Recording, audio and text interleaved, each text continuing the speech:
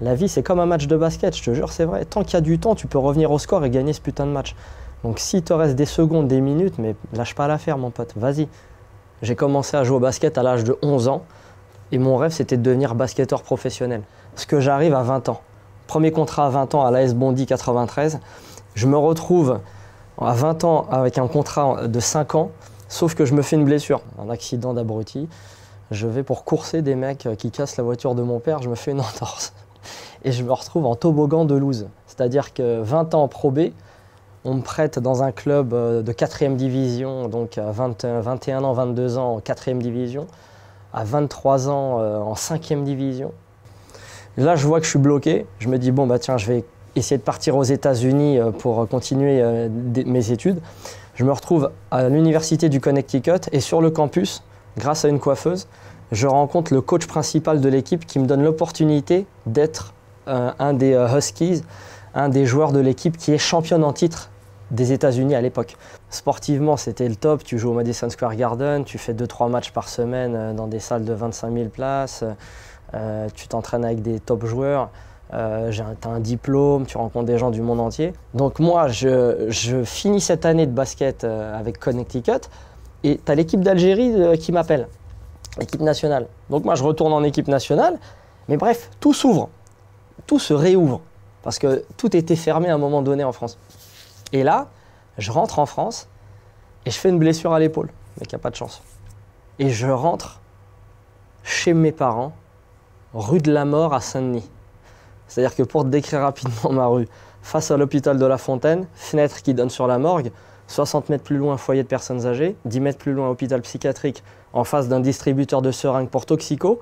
Et moi, j'habite au-dessus des pompes funèbres au numéro 13. Mais c'est véridique.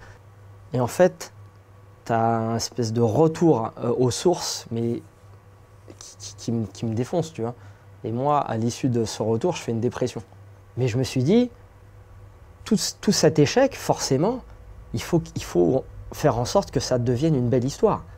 Et c'est là où je me suis dit que le stand-up, c'était la meilleure façon de communiquer tout ce que j'avais appris pendant cette année et tous les gens que j'ai rencontrés.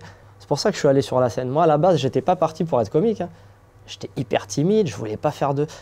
J'étais blagueur avec mes potes comme ça pour déconner, mais jamais je me serais vu sur scène à raconter des trucs aux gens. Jamais de la vie.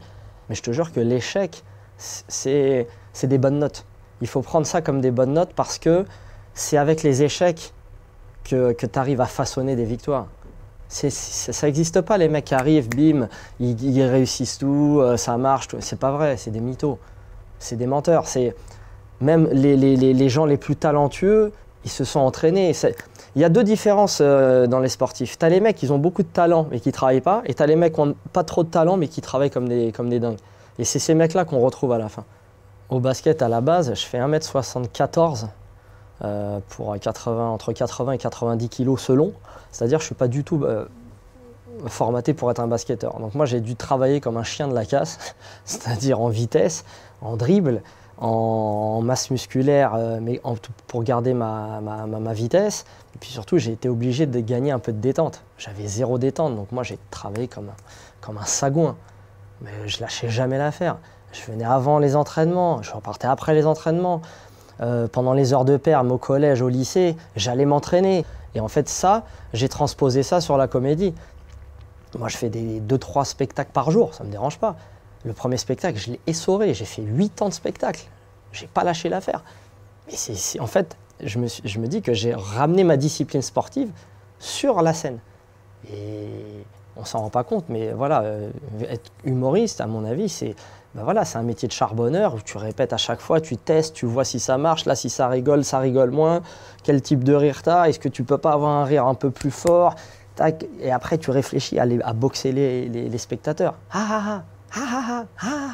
C'est le truc ultime.